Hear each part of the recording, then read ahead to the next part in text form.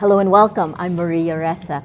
This is an amazingly fascinating time in the Philippines because of our elections a few days away. Joining us today is somebody who I think will give you some tremendous insight into where we are today. Clarissa David is a professor at the University of the Philippines. Her specialization is political communications, but I love talking to her about media and society. Clarissa, Hello. moving forward now, Yes. what are you seeing? I am seeing just continued trajectory of what the polls are showing us. People who are staying in place are going to stay in place. Candidates who are moving up are going to move up, but there's really only a few days left. So there's a lot of the things that we would never have anticipated would happen has happened, like rape remark, Yes. allegations of corruption, of hidden wealth with documentary evidence, but it's not changing the numbers. So I think there's a lot that we can think about in terms of how people are reacting to new kinds of information about the candidates that they've decided they were going to vote for. And it's a wonder how people are so rabidly loyal. It's not necessarily a bad thing. Yeah. I'm just personally puzzled. Yeah. Because from history, one would expect that, especially with a candidate, our frontrunner now, Duterte, who only recently garnered the votes and the support that he has, you would think that those are more soft votes, meaning they would be changeable, that one scandal will mean a significant drop. But we haven't been seeing that, and it's been one story after another.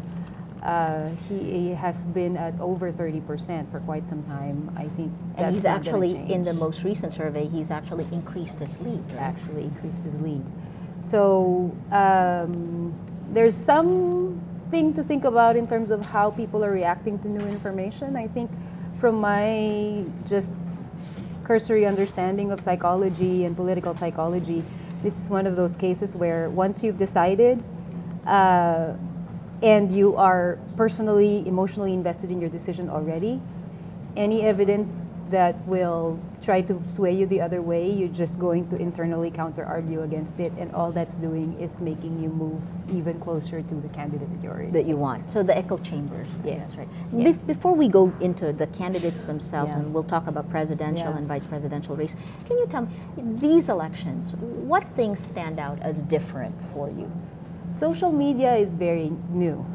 We had social media in the last election, but not nearly as much as it's been Now. a player in this Yes. one. A lot of the fights, a lot of the stories, lobbying, campaigning is done on social media, and it's interesting to see how that has made the young electorate more politically interested and involved. I know people personally who are fairly young and were never interested in politics, didn't even watch the news, didn't read a newspaper, etc. But now they're very invested in the elections because they see it on their feed, regardless of whether they chose to see it or not. I mean, this is, with traditional news, our understanding of it before when we do our studies is, for a newspaper, for Yeah. example, it's very, it's not incidental exposure. You read the news because you decide you want Correct. to read the news, you You take look. the time, you purchase a paper, and so when you read it, you're very focused. You're already interested to begin with. Television behaves completely differently. You just turn it on, it's on the whole day, whether you're ironing your clothes or cooking dinner, naka-on lang siya, Yeah. right? So you may not be listening exactly to what's being said on television, but it's there. Yeah. So that's sort of unfocused incidental exposure. And it used to be that online, with websites that are news-oriented or public affairs-oriented, it behaved like newspapers, meaning people who were reading news on news sites were the ones who would read the newspaper. So they're politically interested to begin with. They're a particular profile of person. But when news migrated to social media, incidental exposure became big again on social media. So the format of news and how we're exposed to it is now different. And so that translates now to how we are exposed to information about the elections, because that's where we get it, from news. And how is that impacting behavior? It is making, I think, pending some more empirical work, making a lot more people who are normally not politically involved, a lot more politically involved, for better or worse. But most people would say that's actually better, isn't It's it? most in yes on Yeah. its face, yes. Okay. My worry, and I think everybody's worry who has been online in social media, is all of the bullying and Correct. all of the bad behavior that comes with it. Not attacking candidates, that's not necessarily a bad thing, but when people, regular citizens, are attacking other regular citizens based on political beliefs, on the one hand, that's free speech, but on the other hand, at some point you cross over. When you Yes. cross over to threatening violence, that is a special kind of effect that we never had with traditional media. That's unique. Were you to surprised now. by this? It also doesn't seem to be part of our culture in the past. I mean, this is Yes. new in these This is campaigns. new. What triggered it, and how did you see this develop, and where do you see this moving? I think it's not unique to the Philippines. Yes. You see it on Twitter, you see it on Facebook in the US, in Europe, etc. Especially women tend to be at the receiving end of a lot of bullying and a lot of threats Yes. and a lot of misogyny, even if it's not about politics, if it's about fashion or about lifestyle, anything. Yes. So the sitting behind a computer and being able to anonymously send comments to anybody, some person you have no personal connection with, will never see face to face, emboldens people to say whatever they want. So the inhibitions that we would normally have in an environment where you're talking to somebody face to face, it's not there on social media. You can drop into somebody's page, leave a threat, and then disappear, never to be found. So it emboldens you to say whatever you want. Unfortunately, apparently, we have a lot of hidden interest in violence. It seems like out there in the open now that we have social media as a medium. And what impact do you see? Any lasting impact on our society, on political discourse? I think on political discourse, the worry there is that people who are receiving threats will they're just going to stop talking, right? So you have entire classes of people or sections of people who are not interested in being at the receiving end of a lot of the bullying. So they're just going to stop talking about politics. And you're silencing, certain types of people who could be the same type of people. This is there's a theory in communication studies called spiral of silence. Yes. And essentially what that's saying is, even if you perceive that you're in the minority, or in that perception doesn't have to be accurate. Yes. You could be in the majority. This is what they say, silent majority. Right.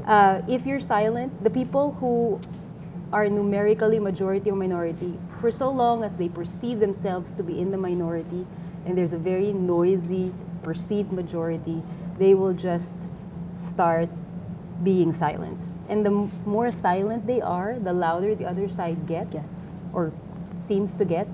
And the more that happens, then you get into this spiral of people just deciding to stop engaging. So the balance of who remains engaged and who stops engaging is the big question beyond this election. After this election, when we're no longer talking about politics, what's going to happen to the discourse? That remains to be seen. So social media is one of the new things, and it's Yes. changing our behavior. Yes. And, other things, did any other things surprise you? What's new about these elections? The interest in authoritarianism, again, it doesn't seem to be unique to us. Yes.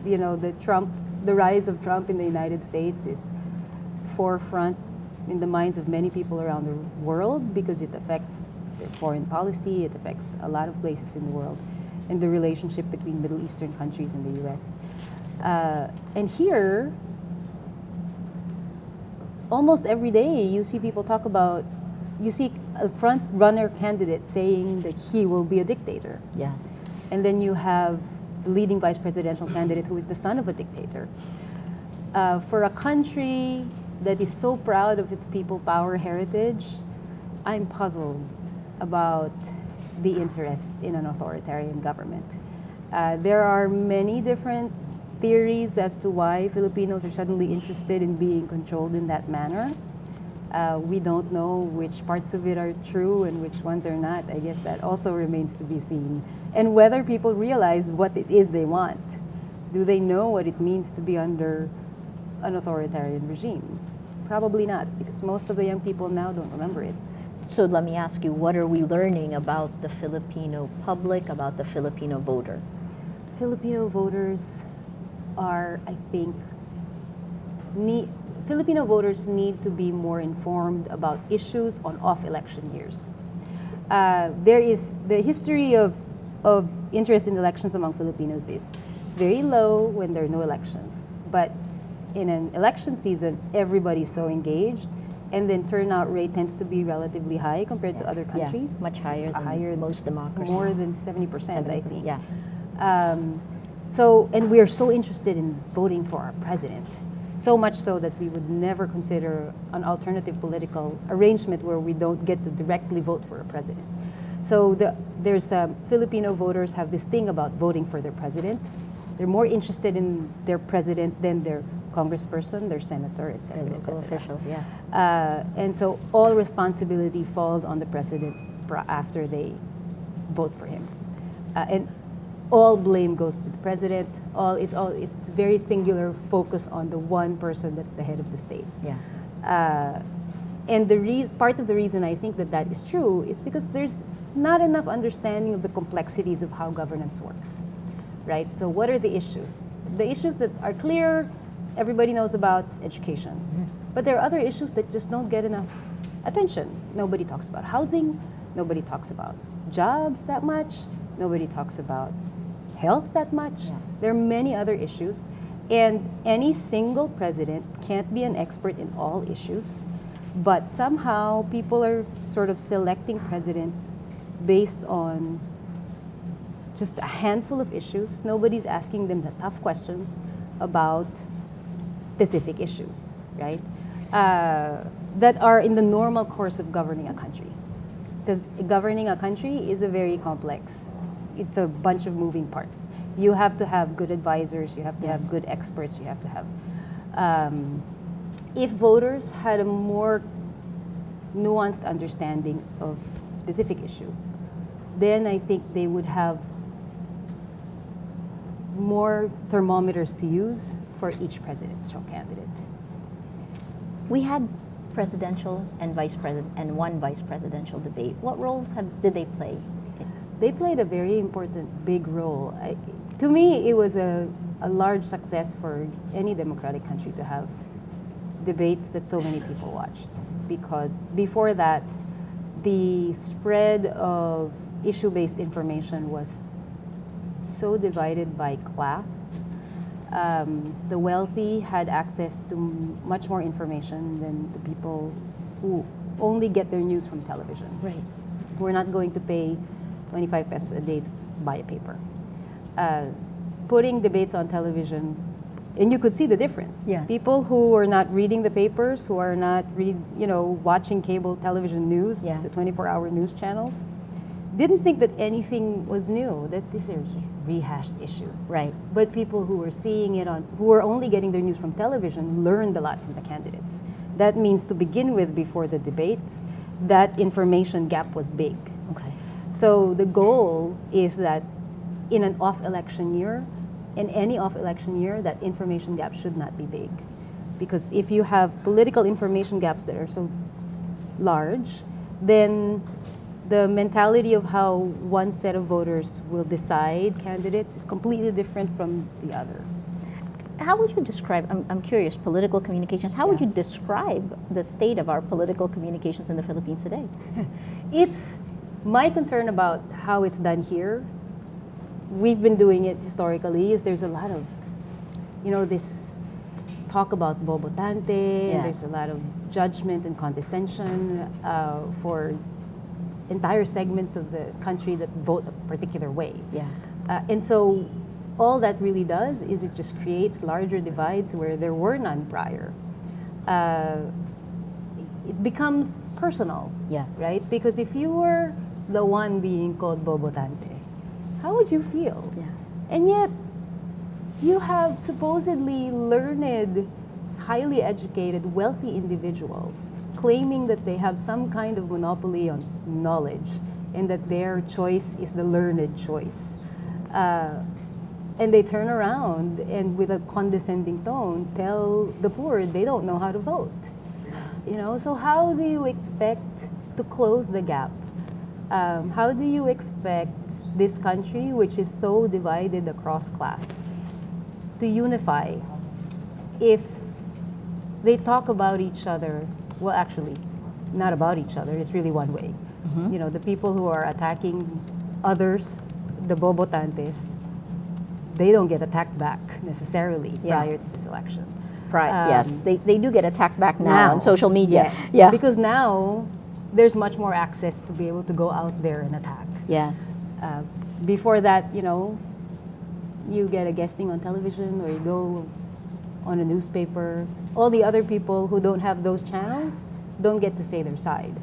So suddenly now they have a way to say what they think. What's interesting, though, is if you look at the front runners in the presidential and the vice presidential race, they do cut across class, They right? do, If you look yes. at Duterte, who has the A, B, Yeah. C1, and D, Yeah. and E. Yes. I guess now let's go to the candidates. Yeah. The rise of Duterte, it almost seems inevitable. Is that a correct I statement? think it's pretty inevitable. I think people might still change their minds, but that lead is so wide. And we are how many days away? 4 days away from the Yeah. election? I can't imagine a scenario after everything that's been thrown at him already. What else could come up that would change the minds of people who are voting for him? What could change the outcome is the second, third, fourth placers right now. Okay. If they decide that they're going to get in a room and say, okay, one of us is going to concede and endorse the other, then you That's- have hope. But I don't think they are going to necessarily eat the 30+% that's voting for Duterte. Correct. The question now for strategy is whether they can consolidate. So you said then you have hope. Yeah. What does a Duterte presidency look like for you? It's hard to say because even on the campaign trail, he says one thing and says another thing the next day and says another thing the other day. So if we just look at what he's been saying, it's not even clear what he would do because he would say he would do X on day one, day two he would do Y. It's all very different. So I'm concerned about the unpredictability of it. Because, for instance, the business environment and the investment climate in the Philippines and its attractiveness to business and just the normal course of operating, Yes. predictability is very important. Right. The rule of law is about predictability. Right, It right. has to be predictable. So unpredictable is not good for general stability. Right. Right. Uh, This, I'm just Yes. picking up something from our Facebook feed. Esperanza Dario Pascua, thank you for your comment, says the silent majority, rather than the noisy minority, is Yes. now in panic mode. Yes. I'm assuming, Esperanza, you're for Duterte. And our feed, as always, is full of Sure. hashtag Duterte pa rin, Yes. Duterte all the way. Yes. So, as you said, there's one option that you can Yes. see. That's Yes, it. That's it right now. That's the only option that's feasible. If the election was 3 weeks away, maybe the story would be different. If that lead was only 5 points, Yeah. it might be different. But neither one of those is true. Interesting. Let's move to the vice presidency. Yes. The Lilo survey just put Leni Robredo up top, but pretty much still relatively neck and neck Yes. with Bongbong Marcos. Tell us about these two candidates. Leni Robredo is an interesting candidate because she had a consistent, steady rise. She did. From a starting position of no hope, if you ask anybody. People were saying that she was polling in the single digits. There's no way she can get enough exposure and support to make her a real contender. Yes. And then throughout the campaign, if you look at her figure, she's consistently going up. She never dips. Right. Right? If you look across the period of time of the election, all these candidates sort of go up and down, up and down. Leni Robredo is a consistent rise. So, and you can see that it's sort of, as long as she keeps working and gets more exposure, she gets more support. So I think her challenge is to really cover as much of the country as she can. and she did cover a lot of the country. The question now is whether it's going to be enough. It's not, and who is she going to take votes from? Right? Again, at some point you have to appeal. You know, if I was Leni Robredo and I'm in a position right now of knowing that Iglesia Ni Cristo has officially endorsed, Yeah. in addition to the neck and neck position, the INC has officially endorsed, and there's a lot of traditional thinking that it's a vote block. How are you going to make up those votes? And then she is in a unique position of having to be both the face of change, but at the same time, The face the of face of continuity. Continuity, right? Yes, That's it's so a interesting. tricky position to be in, because on the one hand, Filipinos don't like being people who are disloyal. So she can't turn around and criticize the administration. That's disloyal. But at the same time, she will constantly be criticized for being part of the administration, Right. for all the failings that the administration has had. She's actually walked that A very tightrope fine quite line. well, right? Yes. Any mistakes she could make in the coming days. Yes. And the vice presidential race is completely different character from the presidential race. The vice presidential race doesn't have a lot of attack stuff. It's not a lot of, there's not a lot of scandals. There's not a lot of, it's all, Bongbong Marcos has always been criticized essentially for being a Marcos and Yes. not apologizing for Yes, it. yes. And then Leni Robredo has always been in this position where she's the newbie, she needs to be spread out. So that's it's a steady campaign. Right. Steady and slow and no big stories, as opposed to the presidential campaign, which is who knows what's going to happen next. Every day is like, you wouldn't have imagined that these things, you can't dream it up.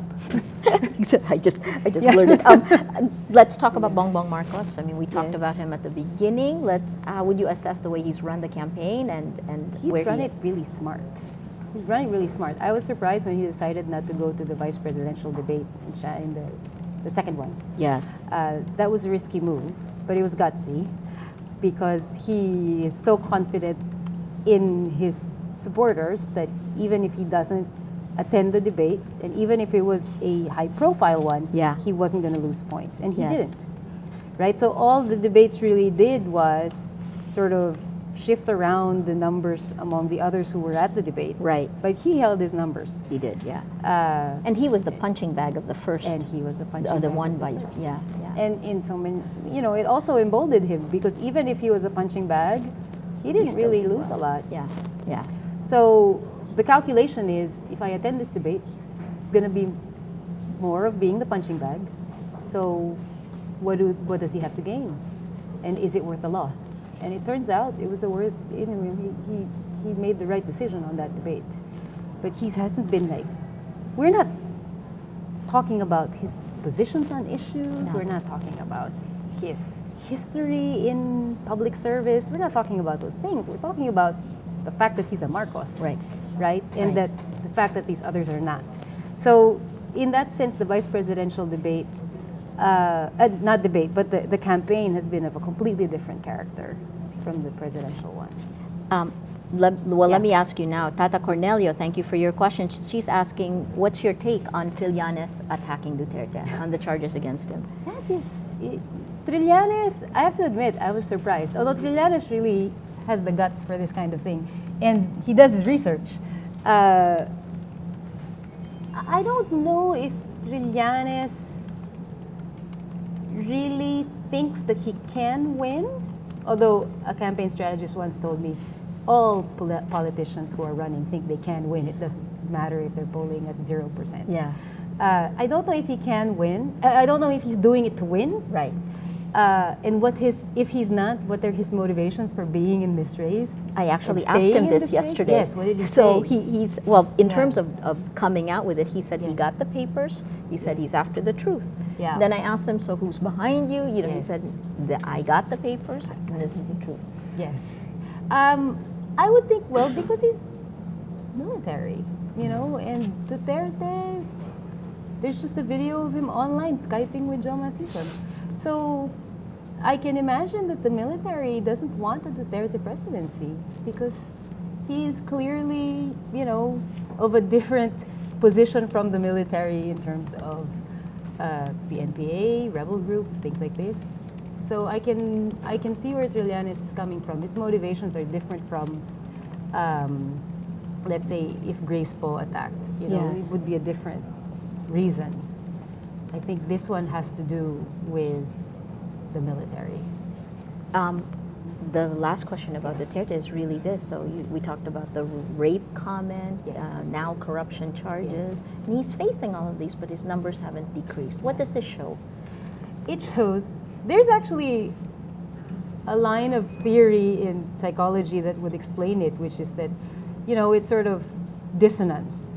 You know, if I'm a Duterte supporter and I've already decided, it took me a long time to decide, and once I'm decided, I've made up my mind. So whatever I read, hear, anything new, it's all, first of all, it's all selective. Yes. Selective exposure, selective attention. I only pay attention to things that already agree with my view. And if I'm really faced with facts that I cannot deny are facts, I would, as a reaction, rationalize.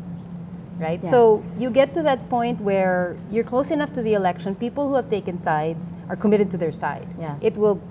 It's only a small portion of the population this close to the election that are still willing to change their vote. So it doesn't really matter what you throw at people at this point, you're not going to see a lot of movement. Oh my gosh. And so as we go to the polls on Monday, it is Thursday today, so as It's we go to the Thursday polls today, on yes. Monday, between now and then, what would you like to ask Filipinos to think through as they make their choice? Well, I mean, it's a personal choice. You know, voting is a personal choice. It's important for everyone to know first that they shouldn't tell other people who they're voting for, even if they're asked. I mean, unless they're willing to, of course. Because sometimes I get asked directly, who are you voting for? And I feel so offended that I'm even asked, because it's a personal thing. You know, all people have different reasons for choosing who they're voting for. So, and this is the vote buying issue, right? Yes, So yes, that yes. the secrecy of the ballot is the most important bedrock for keeping away vote buyers. Because as long as we can keep the ballot secret, and you can't be compelled to reveal to anybody else who you voted for unless you really wanted to and are willing to talk about it, then we can keep people from the vote buying effectiveness from being so out there.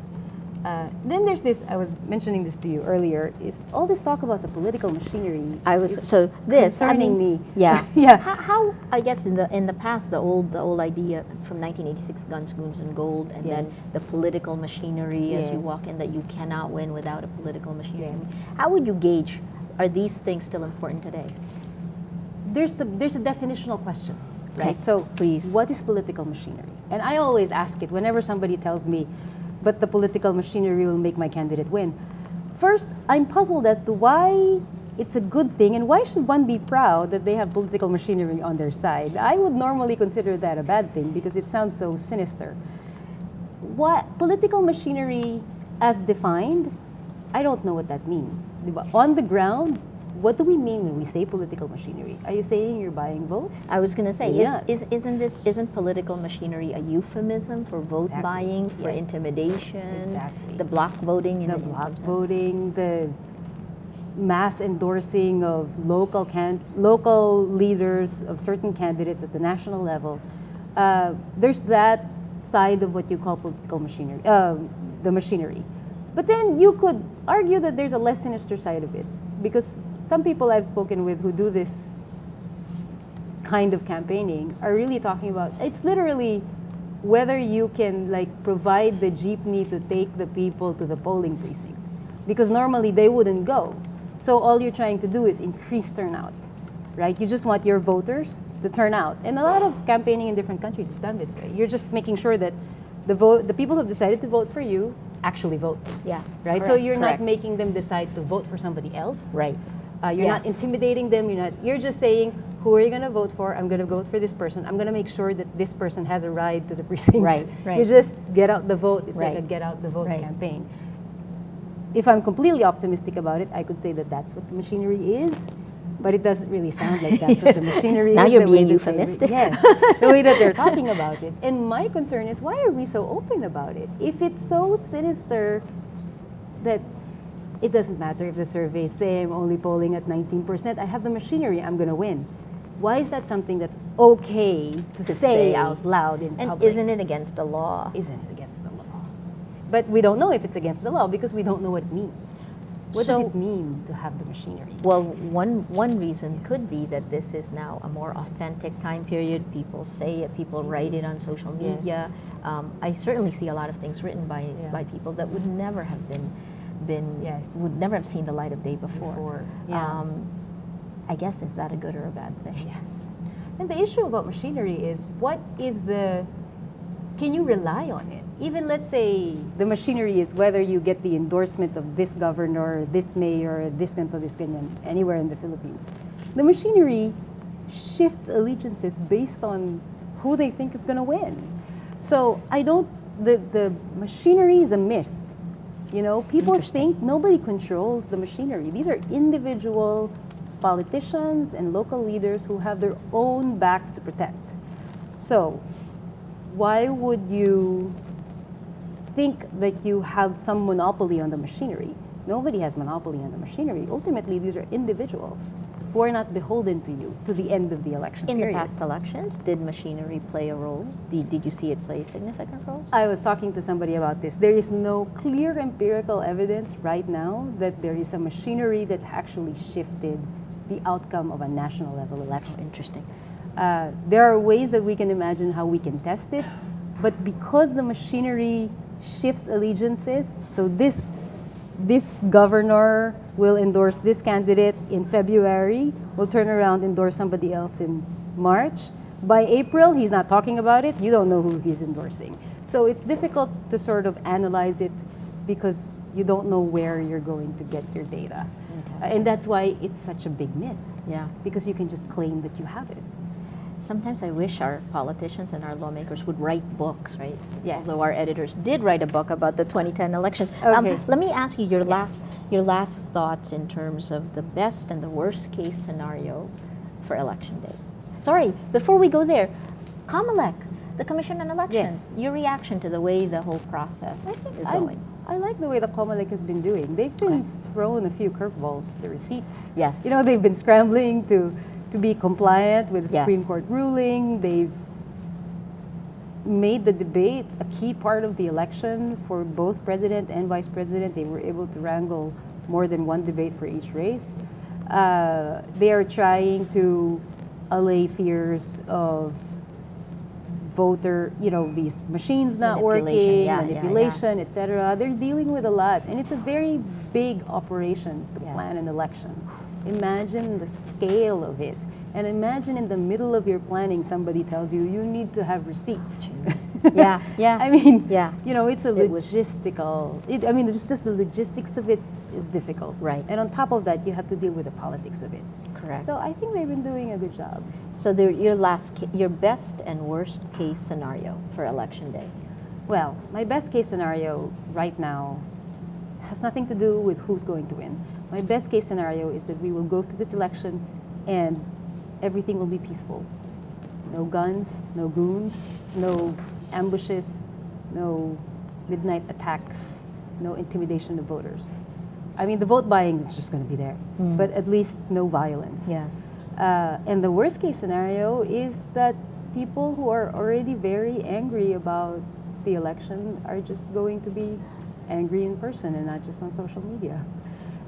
That's my biggest fear, is that if the level of anger that you see on Facebook is seen face to face, that could escalate the violence very quickly. So I hope that this is just something that people are willing to do on Facebook, and once they're actually out there, they're not going to do anything. But the talk of violent behavior is so rampant. Yes. I'm concerned that it's so emotionally charged, they can't really inhibit themselves from actual violent behavior. So that, who knows if in polling precincts people are going to start shouting at each other because you're wearing a baller band of some other candidate. Right. You know, so that's my worst case scenario. It's really about whether we can we can get through election day peacefully. Thank you. Thank you so much. We've been speaking with University of the Philippines, Clarissa David. She'll be back for election coverage over the weekend. And stay tuned. We'll see you again at the top of the hour.